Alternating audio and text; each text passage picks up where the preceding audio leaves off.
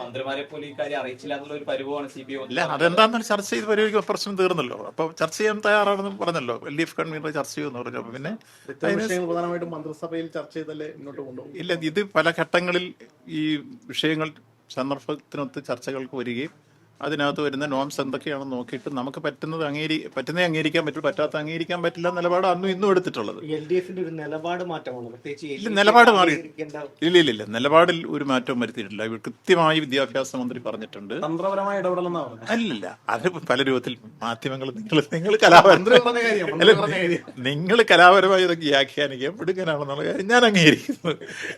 മന്ത്രി പറഞ്ഞത് ഈ കാര്യത്തിൽ വ്യക്തത വരുത്തിക്കൊണ്ട് 1500 കോടി രൂപ നമുക്ക് ലഭ്യമാവുന്നത് പാവപ്പെട്ട കുട്ടികൾക്ക് പഠന സൗകര്യങ്ങൾ ഒരുക്കാൻ SSIയുടെ ഫണ്ട് ലഭിക്കാനും ഇതിൽ ഒപ്പിടേണ്ടത് അനിവാര്യമായി വന്നപ്പോൾ, അതേസമയത്ത് മറ്റേതെങ്കിലും തരത്തിൽ നയപരമായ മാറ്റം സംസ്ഥാനത്ത് ഉണ്ടാവില്ല എന്ന കാര്യം ദൃഢനിശ്ചയത്തോടുകൂടി തന്നെ ഇന്നലെ വിദ്യാഭ്യാസ മന്ത്രി വിശദീകരിച്ചു. അതിന്റെ എക്സാമ്പിളും അദ്ദേഹം പറഞ്ഞു. മുമ്പ് ഗാന്ധിജിയെക്കുറിച്ചുള്ള പാഠം ഒഴിവാക്കണം എന്ന് പറഞ്ഞിടത്ത് ഒഴിവാക്കില്ല എന്ന് പറഞ്ഞ് ആ കാര്യത്തിൽ നിലപാട് സ്വീകരിച്ച ഗവൺമെന്റാണ് ഈ ഗവൺമെന്റ്.